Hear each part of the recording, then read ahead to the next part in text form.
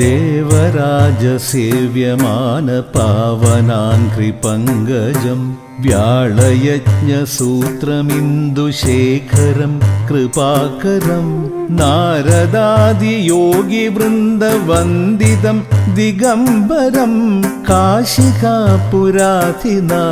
कालभैरवं भजे।